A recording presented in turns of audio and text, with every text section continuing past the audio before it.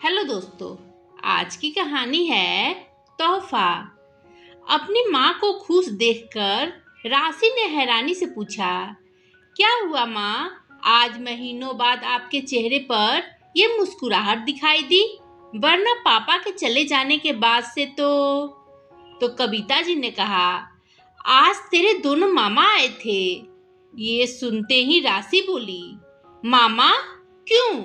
फिर कविता जी बोली, कह रहे थे कि कोई काम नहीं हो रहा तो उसमें मेरे साइन की जरूरत है। कुछ पेपर्स पर उन्होंने साइन करवाए और चले गए। मतलब दोनों मामा यहाँ आपके साइन लेने आए थे और आपने कर भी दिए? पढ़ा भी था क्या लिखा हुआ था उन पेपर्स पर? राशि चौंकते हुए बोली। तो कविता जी ने फिर कहा, अरे मेरे छोटे भाई हैं तो क्या पढ़ती, और आज 3 साल बाद उन्होंने घर में कदम रखे और तू है कि बेफुजूल की बातों में मुझे उलझा रही है। राशि फिर माँ को समझाते हुए बोली, पता नहीं कब समझ में आएगा तुम्हें माँ, ये दुनिया उतनी अच्छी नहीं है जितनी दिखाई देती है। पता नहीं क्या अपने नाम लिखवा लिया उन्होंने। तो कविता जी बोली, पागल है तू, हमारे पास है ही क्या, ये घर भी किराए का है और कोई जमीन जायदाद तो हमारी कभी थी ही नहीं।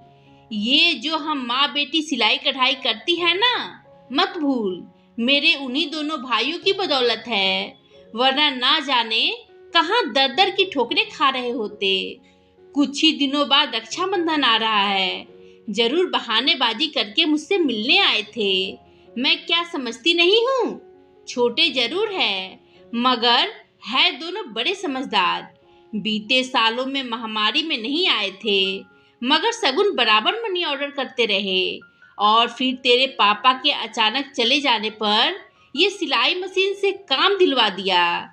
माँ वो सब तो ठीक है मगर मुझे कुछ गड़बड़ी लगती है। ये आजकल के रिश्ते बस दूसरे को लूटने भर को रह गए हैं। राशि बोली तो कविता जी ने फिर कहा, रिश्ते कल भी प्यार और विश्वास के थे और आज भी हैं, और आने वाले समय में भी प्यार और विश्वास के मजबूत खंभे पर टिके हुए ही रहेंगे। मगर राशि को अपनी माँ की बात पर यकीन नहीं हो रहा था। खैर कुछ दिनों बाद रक्षाबंधन का पावन दिन भी आ गया। सुबह तकरीबन 10 बजे दरवाजे पर स्कूटी आकर रुकी। दोनों भाइयों को स्कूटी से उतरते हुए देखकर एक बार तो कविता को विश्वास नहीं हुआ, क्योंकि बीते 2 सालों में उसके भाई ना तो रक्षाबंधन और ना ही भाई दूज पर आए थे। हाँ, उसके पिताजी जरूर आ जाते थे मगर बीते कुछ महीनों पहले वो भी स्वर्ग सिधार गए थे। प्रणाम दीदी। भाइयों की आवाज सुन कविता बोली, अरे तुम दोनों आओ ना। दोनों को अंदर बिठाकर कविता ने राशि को जल्दी से मिठाई और राखी लाने के लिए पैसे पकड़ाए। क्या मंगवा रही हो दीदी? हम मिठाई और राखी लेकर आए हैं, ये देखिए। आप तो बस आकर प्यार से हमें बांध दीजिए, दोनों ने मुस्कुराकर कहा। तो कविता भी मुस्कुराते हुए जल्दी से बैठ गई, मगर राशि अब भी दोनों मामाओं को शंका से घूर रही थी।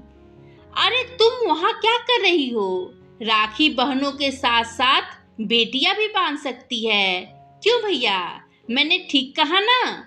सबसे छोटे भाई ने कहा।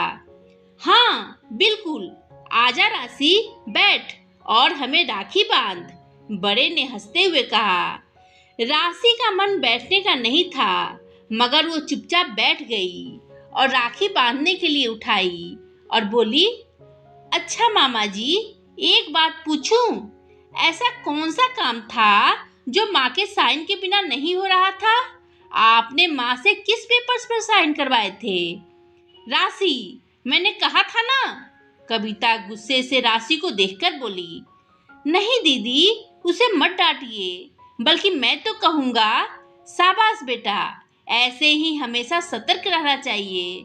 दरअसल तुम्हारे नाना जी ने एक बड़े बाजार में एक प्रॉपर्टी ली थी जिसमें तुम्हारी माँ को नॉमिनी बनाया था।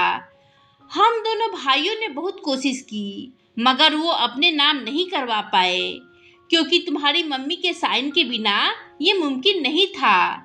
तो उस दिन वही करवाने आए थे। दोनों मामाओं की बात सुनकर राशि गुस्से से लाल होकर बोली, सुन लिया माँ आपने? मैं ना कहती थी ये रिश्ते बस दूसरे को लूटने के लिए ही बनाए जाते हैं।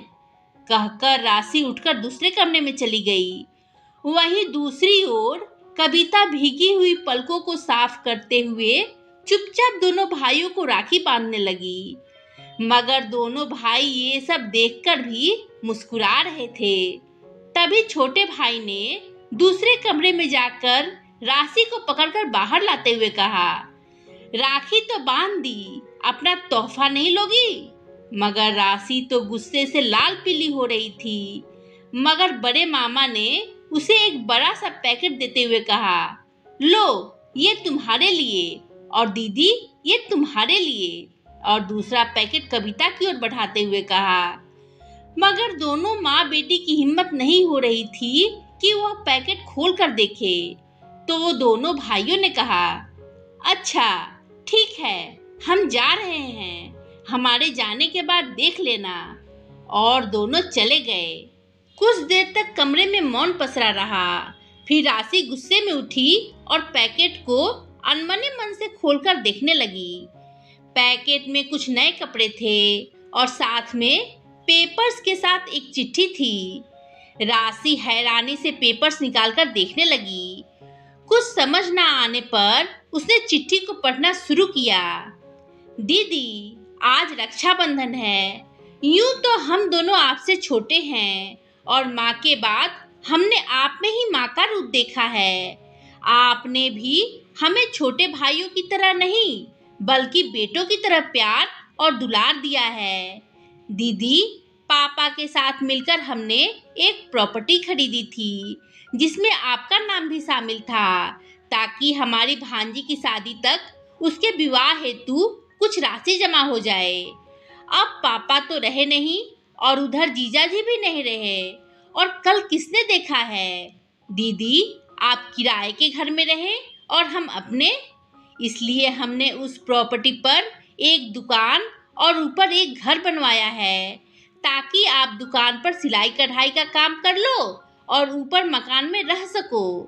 दुकान मकान आपके नाम पर हो, इसलिए उन पेपर्स पर आपके साइन जरूरी थे। ये वही पेपर्स है।